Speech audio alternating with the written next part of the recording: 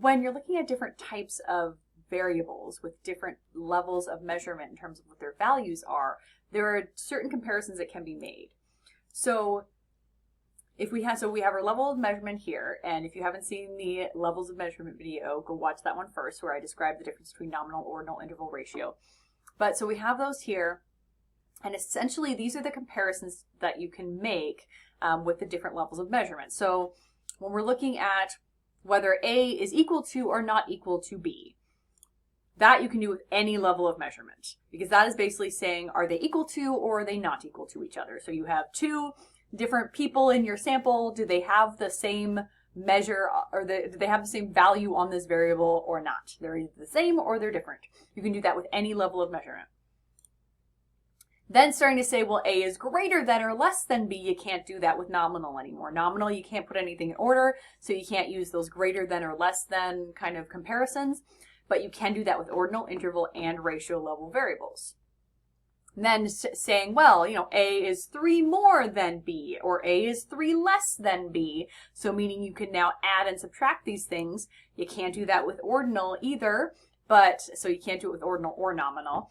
Can't do anything else with nominal, but you can do it with interval and ratio, where you can say, you know, 3 higher or 3 lower, or because the magnitude between your variables is the same. And now being able to say, well, A is twice as large as B, or A is half as large as B, you can only do that with ratio level variables. So that's the only time you can make those where you can, you know, multiply things or divide things, and it makes sense because that absolute zero. Without that absolute zero, you can't talk about things being twice as big as something else or half as large as something else. You can't make those distinctions or comparisons.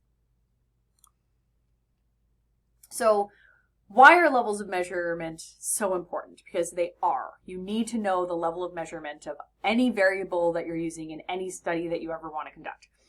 The reason for this is the range of things that we can do with those, which when it comes to doing research, those mathematical operations that we can perform, that equates to what statistical tests can you run. And that's determined in large part by the level of measurement of your variable and what those numbers mean. Because if you have a ratio level measurement, you can do a whole lot more in terms of statistical tests than if you have nominal level or ordinal level variables. So the property doesn't rely on the measure itself necessarily. Sometimes it does, but more on how it's used. So because the same thing can be measured in different ways. So for example, you can measure age using chronological numbers. So you can say, you know, what is your age? And then you just have everybody type in whatever their age is, or write it in, or say it to you, or whatever, however you're gathering the data. You can put them in groups. So you could put categories. So you're cutting it down from sort of just being able to say whatever they want to then, well, now you are in groups. So you are in the 20 to 29 or 30 to 39 or 40 to 49 age group. So now you have made that into an ordinal level variable. So you can still put them in order, but now the magnitude between them is not the same. Or you could say, do you consider yourself old or young? And now you've made that into a nominal level variable. So it's the same variable, but you're measuring it in different ways, and the level of measurement is going to change, so then what you can do with that information is going to change. And so it's not necessarily relying on what the variable is as much as how you're measuring it. If you use the wrong level of measurement in a statistic, then error increases like exponentially, because all statistics are going to assume a certain level of measurement. If you use the wrong one, not only is it going to like increase error, often it makes it so the findings are completely invalid and useless and mean nothing. So the lesson is you don't use a statistic that assumes the wrong level of measurement. You want to make sure you have the right level of measurement for whatever statistic it is that you're using. So to select the level of measurement, you basically want to measure, because there are a lot of different concepts you can measure at more than one level of measurement. Not all, but some. And so this is kind of the hierarchy. You've got your ratio at the top, interval, ordinal, and nominal. So essentially the most complex, which is the least, or sort of the hardest to get some variables to get up to. But the way that this kind of works is because all concepts that can be measured at the ratio level can also be measured at the interval, ordinal, or nominal level. Although sometimes it's like you have to choose ratio or interval, depending on what the measure is. But definitely anything that's measured at the ratio or interval level can be dropped down to ordinal or nominal, because you could essentially make categories, like age categories, which would drop it down to an ordinal level variable. And then anything that can be measured at the ordinal level can then also be measured at the nominal level, because you can create a nominal variable out of something that could be measured at ordinal, because you could always drop it down to something nominal, even if it drops right down to a yes-no question.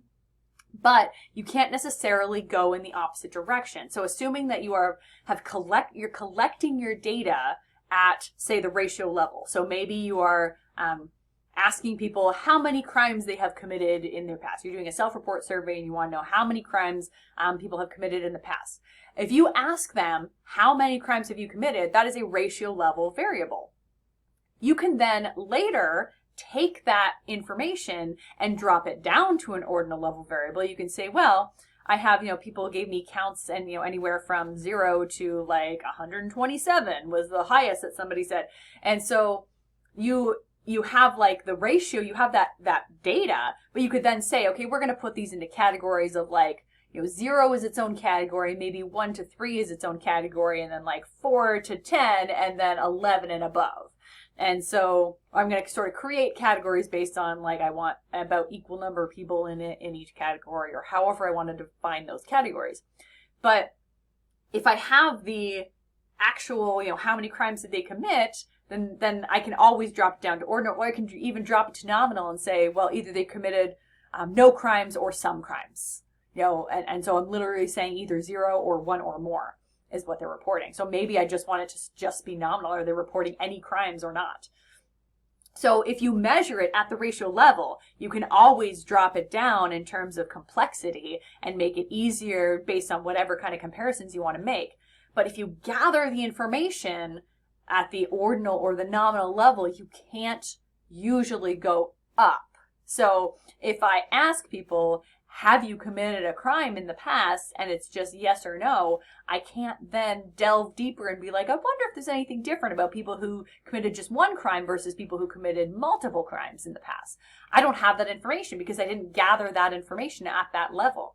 So if I'm only gathering information at that nominal level, I can't then go up that pyramid. So you can always go down the pyramid, but you usually can't go. I can't even think of a situation where you would be able to go up, because you would have to basically infer information that you didn't gather. So you can't go up the pyramid, but you can drop down. So it's always better to collect data at sort of the highest on this pyramid that you can, because then you can always drop down later for any analyses or kind of conclusions that you want to draw.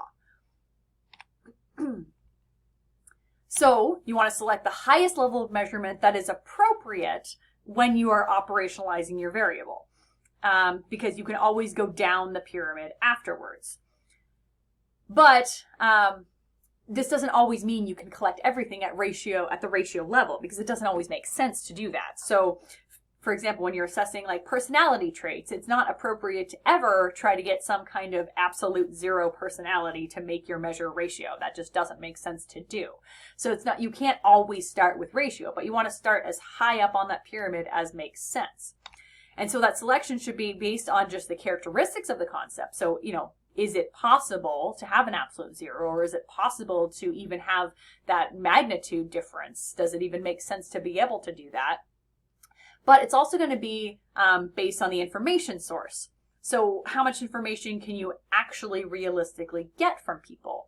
So for example, people are unlikely to tell you their actual numerical annual income. People don't like to do that for various reasons. If they make a lot of money, they don't want people to know how much they make. If they don't make a lot of money, they may be embarrassed by how little they make. So people don't actually want to give you that number. And sometimes it's just for straight up privacy. They don't want you to know that.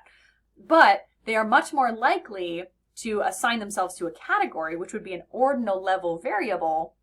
But it's better to get more people answering that question as opposed to skipping over, being like, I'm not going to tell you how much I make, but maybe I'll put myself in a category. So it would be better to have the category. So even starting at the ordinal level, and missing out on that information if it means more people are going to answer it, as opposed to skipping it and then you're not getting any information. So you have to sort of consider where you're getting the information and kind of think about and look at previous research to see how other people have done it. That's kind of the best way to get you started. But you always want to start at the highest that you can on that pyramid, but that makes sense for what concept you're measuring, and also that you're going to be able to get that information from people and they will actually willingly give that to you. And no, sometimes they won't know if you're asking for something too specific. So like, off the top of my head, I don't know what my annual income is to the dollar. So if somebody's asking me that, I'm like, I don't know. I can give you a round figure, but I don't know what it is specifically. So if people aren't going to know the specificity that you're asking for, then you have to think about that and be sort of more realistic in what's going to make more people respond, because we want people to answer the questions if they're taking our survey or we're interviewing them or whatever we're doing to get information. We want some information is better than none. But if we think we can get more specific information, and we're able to because the concept allows for it, then we want to start off higher on that pyramid if we can. So those are some of the important sort of things to think about when you're selecting your level of measurement and when you're thinking about kind of why level of measurement is important in the first place.